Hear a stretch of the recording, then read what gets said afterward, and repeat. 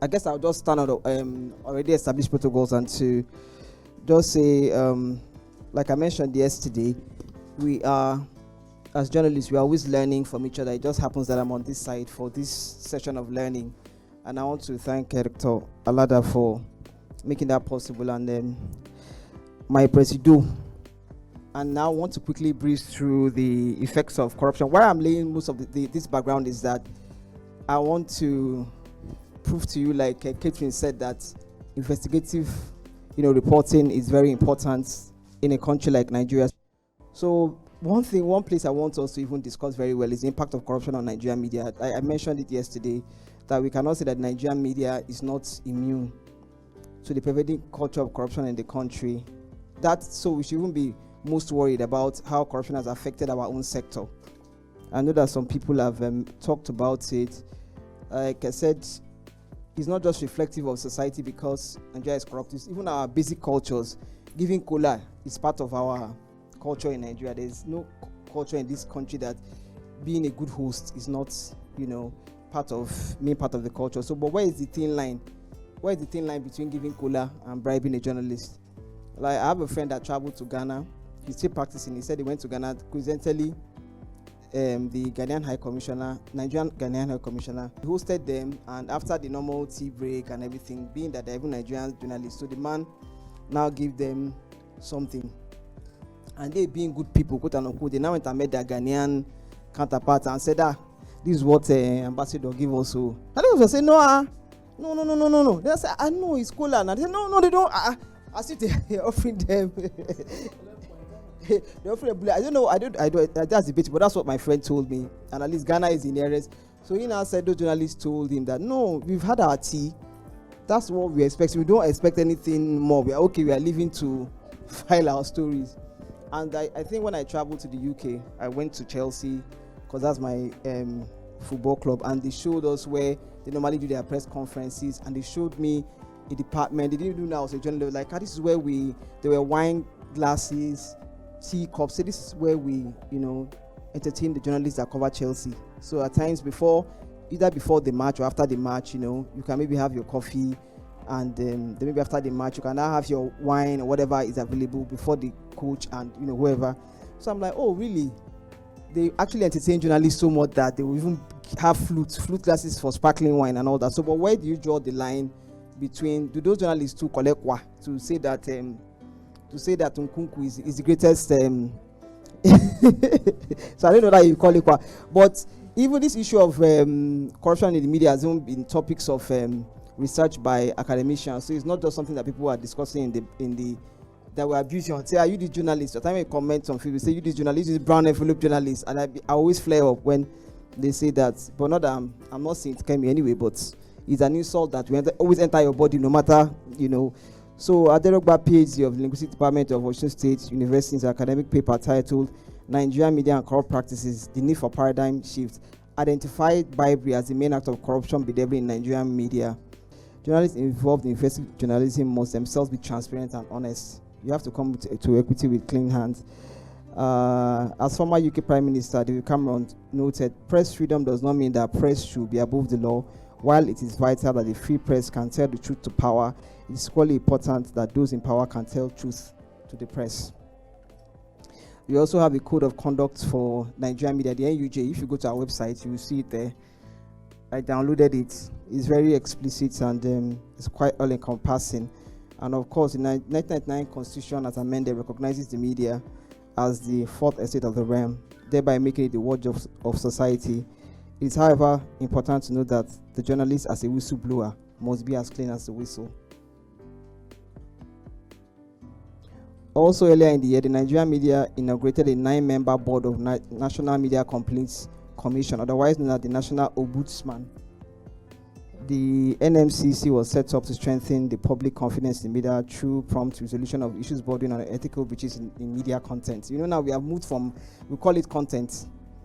Sometimes I'm tempted to call myself a content creator, and I think I need to mention, because I had to be very quick with my presentation yesterday, I wanted to mention about the way to go. Oga was here talking about multimedia is the way to go for journalism now. Multimedia simply means that when you present a story, you don't present it only in text. You might have some audiovisual clips, you have audio if you have, you can have photographs. That's the way to go, and it helps a lot when it comes to presenting investigative stories. I had some links to some stories yesterday. There's a good friend of mine, the head of investigation of Punch newspaper, Tessie Gomu. I think she's won 1 or 2 Walishoyinka Journalism Awards for investigative reporting.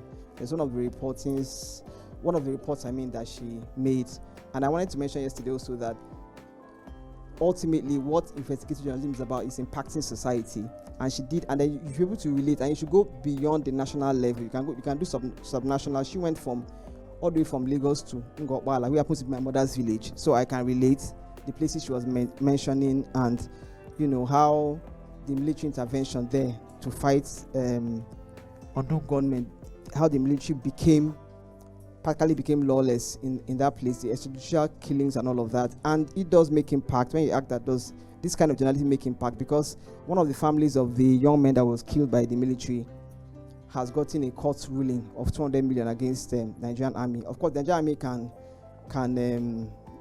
appeal the ruling, but who knows how far they will go. Ilimi shine ginshikin ci gaban kowace irin al'umma. Wane irin kima ne hukumar gudanarwa na birnin tarayya ta baiwa ilimi? Kasafin nawa ne aka ware wa bangaren ilimi? Ta yaya ake amfani da waɗannan kuɗaɗen da aka ware wa ilimi? Menene matsayin ingancin malamai da ɗalibai da waɗanda suka kammala manyan makarantu da kuma su kansu makarantun da ake gudanar da harkokin koyo da koyarwa? Domin samun amsoshi, kasance tare da Leaves and Worms a cikin shirin baje koli da faɗakarwa wanda ake gabatarwa a kowane mako a tashar AD4 TV Radio, wanda cibiyar Wole Soyinka Center for Investigative Journalism tare da haɗin gwiwar gidauniyar MacArthur Foundation suka ɗauki nauyi. A kasance tare da shirin.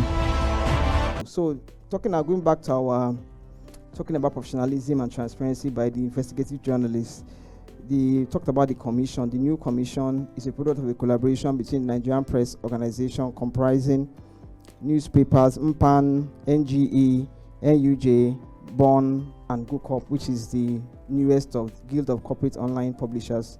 I happen to belong to that, so with support from. So we're talking about fighting corruption. We try to look at overview Nigeria's long history of fighting corruption and its dreadful impact.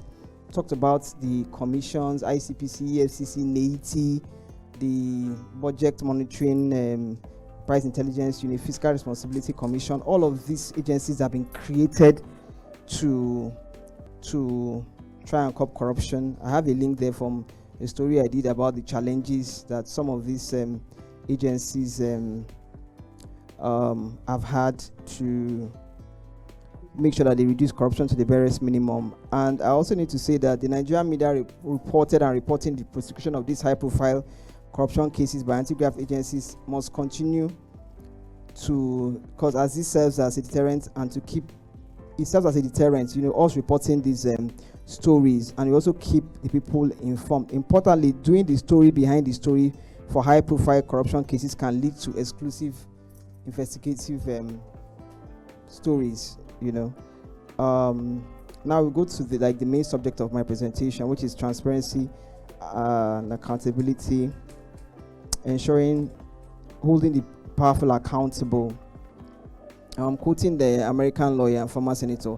He said the press was protected so that it could bear the secrets of government and inform the people. Only a free and unrestrained press can effectively expose deception in government, and paramount among the responsibilities of the free press is the duty to prevent any part of government from deceiving the people.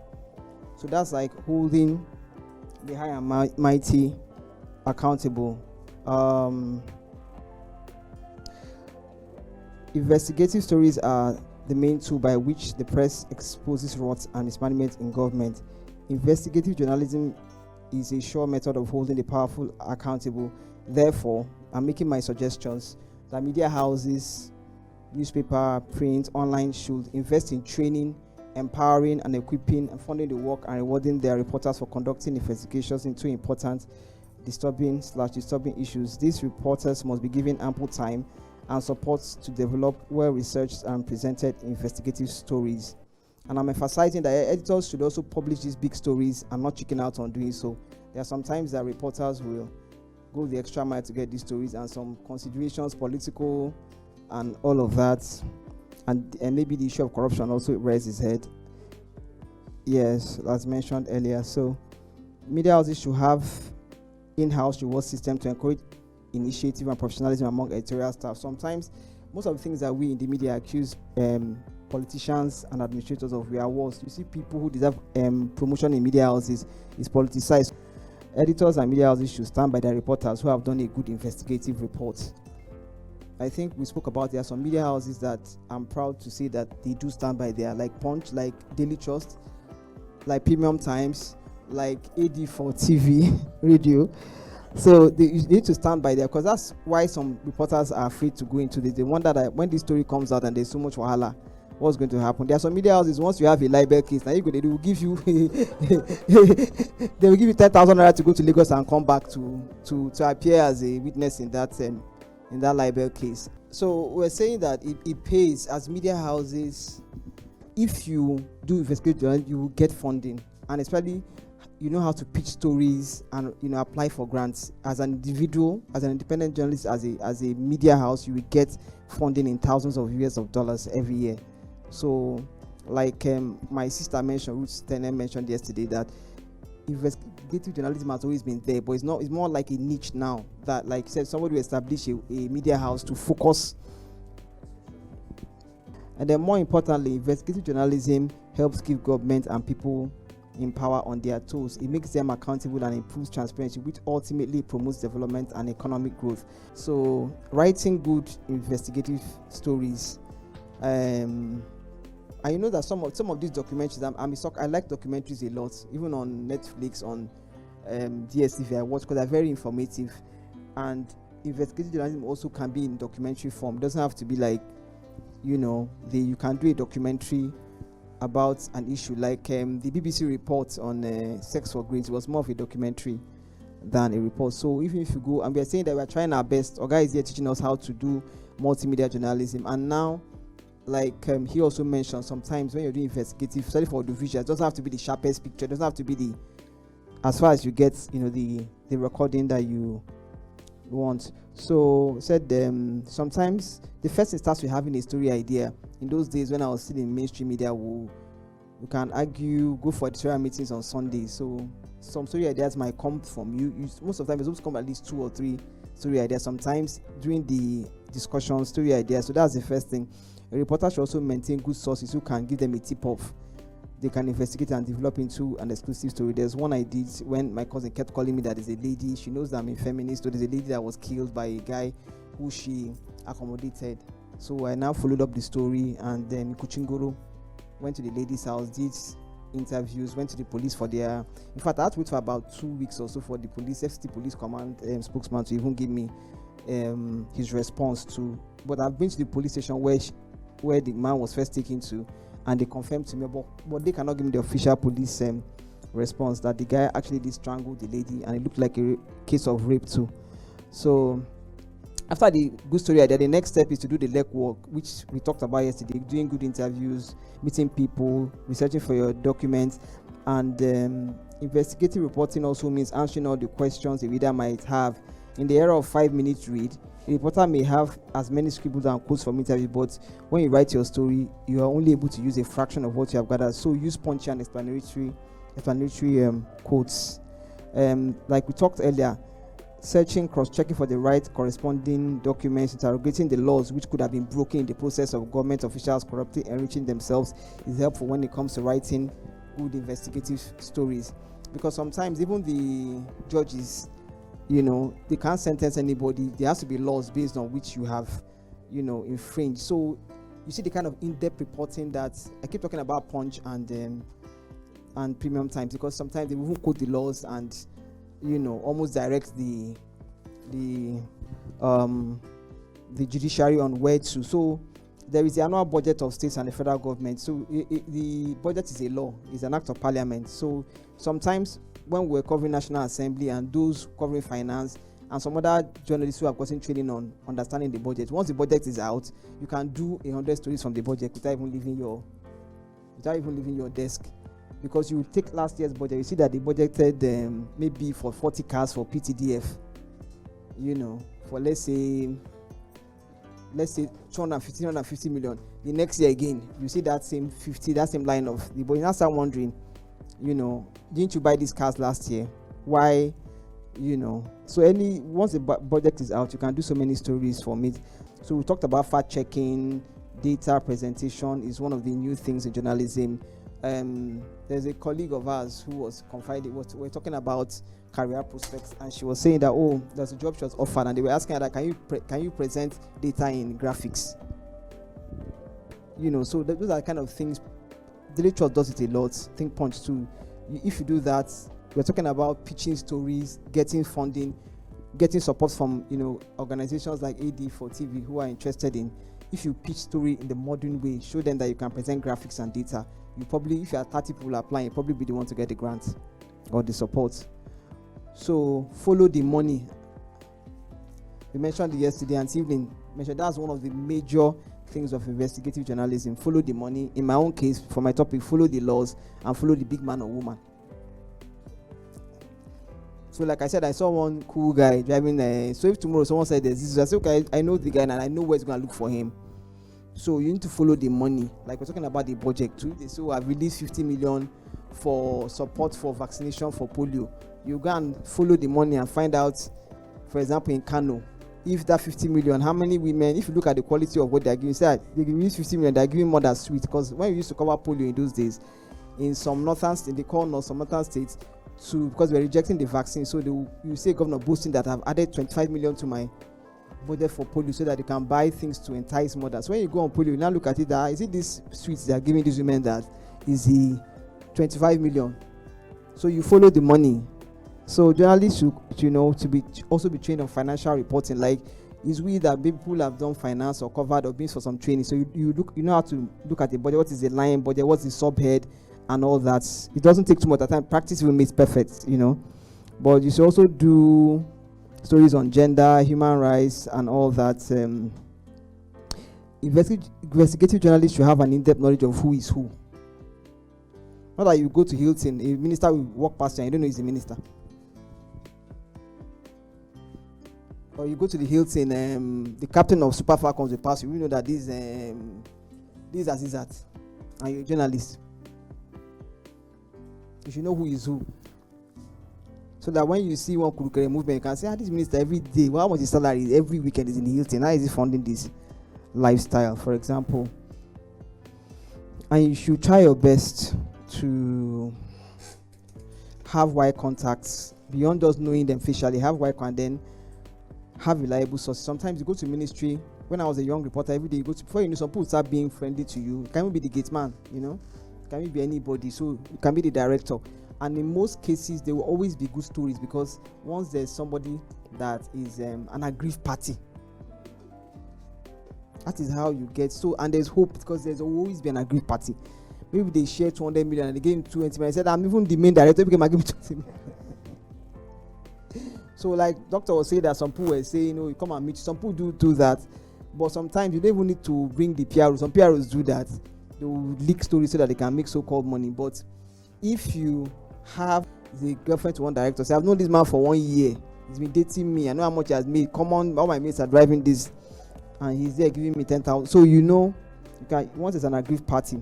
So we are going down to still talking about people of influence and power. I want to ask you a question that, imagine if Jeffrey Epstein, I don't know if any of you know Jeffrey Epstein, the American billionaire who hung himself in jail after there was an investigative story to show that he for years he's been molesting underage girls and sexually exploiting them. Benny Madoff was a billionaire in America, but he was doing a Ponzi scheme, and after many years of ruining lives, he died in prison at 82.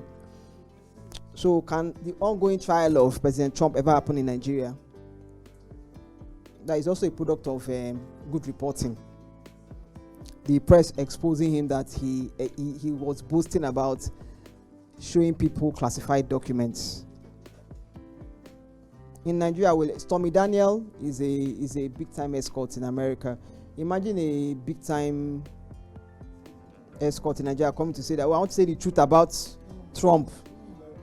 Yes, he gave me. I even signed a non-disclosure agreement with him, but he's lying that he doesn't know me. We did have some shenanigans, and we will listen to her. But the U.S. press celebrated our story. Another thing I need to mention is that at times for media, which I can talk to some editors, celebrating the story matters a lot. Some people, they will do very good investigative report. They will just put them inside, like the Esoruru case. That's one thing about, I like our Punch knows how to celebrate very good stories.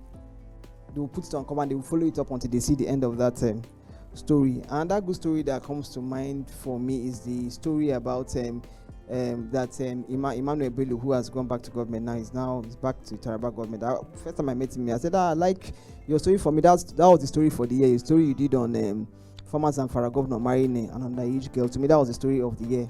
It's not all this CBN governor give 300 million, all those things, because it fits to especially my own topic that leadership didn't care, and he didn't care that this is a former governor of a very powerful politician till tomorrow, and did that story to expose him. Of course, you might say, did he make impact?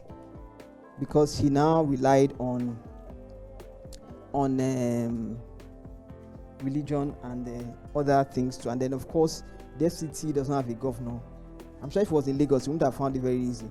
But FCT is like, all they do is have, because if it's Lagos, they will harass him small. You have to get better lawyers to send him free. So I'm talking about this Trump thing, and I'm asking that. I remember that there was a time I was covering the House of Reps, and they now one radical lawmaker, Razak Atunwa, from, I think was former Speaker of Kwara State.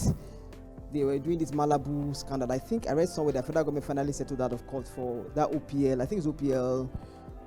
Is it for 145? What's the number of that OPL? Yeah. I think it's 145. That Abacha willed to himself, and his son has fought for him. I think federal government, after many years of litigation and back, decided to settle out of court. But then they were doing on that Malabu, as it's so called, the Malabu oil deal, and they were thinking of calling Jonathan, because it's been a long, each president will come and try to solve the matter. So I think Jonathan did some interventions. So then they were talk that the committee will invite Jonathan, and it was there was so much uproar that you want to invite the former president for just one issue of Malabu. So, but now the U.S. government is, in fact, the day Trump appeared in court for the first time, they didn't do him a mock shot. That was the only privilege that he goes, okay, everybody knows you. You don't need to do a mock shot. So finally, has investigative journalism made any impact in Nigeria? So I put that in red because there obviously are basic challenges in the Nigerian system. Issues of tribalism and religion. My teeth is better than your teeth. In fact, one of the governors pardoned by President Muhammadu Buhari. I talked about presidential pardons here. Jonathan pardoned Alamasia, found a way. He said his Yaradua is Oga. Then Buhari pardoned 2 governors, and it was there was both local and international uproar about it. So, but there's one of those governors, I don't want to mention his name, who is still seen as a hero in the States. And no, he wasn't pardoned. He already served in UK and came back. So, to them, their own thief is better than any other.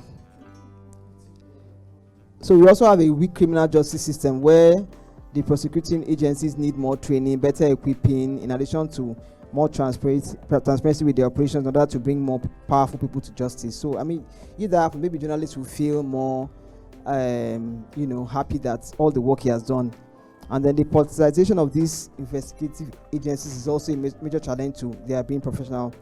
But the inefficiency of investigative agencies shouldn't act as a dampener to the media, as good investigative stories informs the people of happenings in government, and citizens give judgment in the court of public opinion. So there are some people that even if you watch them with the water from River Jordan, the average Nigerian sees them as someone that stole their commonwealth. So it doesn't change. He might find technicalities to come out of, but if he goes to social media, or some people say when you're passing, they can just shout, and then most importantly, with the electoral reforms, people are participating more in the electoral process. They are beginning to bring elected officials to book on election day based on their perception of these leaders. So we saw how the most popular presidential candidate, how he became because of his reputation that he's miserly, he saved money for his state, and those who were seen as kleptocrats, struggles during that period. So the most important thing that even if they don't get jailed on election day, there are more Nigerians who are making their decision based on the reputation of the person on the ballot box. And of course, whoever you elect into government now decides the kind of people who will be appointed. So that's very critical. So I'm going back to my first term. One of the other things I wanted to mention, that to get good investigative reports, that you do a follow-up story. We mentioned yesterday that sometimes when they break a story, you might break a story, but another media house, another reporter will end up doing a better story because he or she did very good follow-up. So I'm going back to where I started yesterday by saying holding the powerful accountable is even more important in a country like Nigeria, where there's a culture of big manism.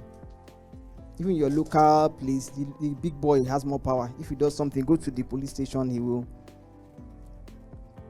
find his way out of there. Is in a country like Nigeria, where there's a culture of big manism, I better pass my neighbor, where there's a wide gap between the rich and the poor, where the rule of law is barely operational, and there seems to be a different interpretation of laws between the rich and the poor and disadvantaged. So that is the end of my presentation. Thank you very much. AD4 TV Radio, we focus on education with emphasis on research and innovation, science and technology, women and girl child education, children, health, youth and sports, socio-political and economic reforms, security, environment, entrepreneurship, and entertainment. We'll give you information at your fingertips. Learn on the go. Follow AD4 TV Radio on Facebook, Twitter, LinkedIn, Instagram, and YouTube. AD4 TV Radio, reliable and credible. We love you, AD4 TV Radio.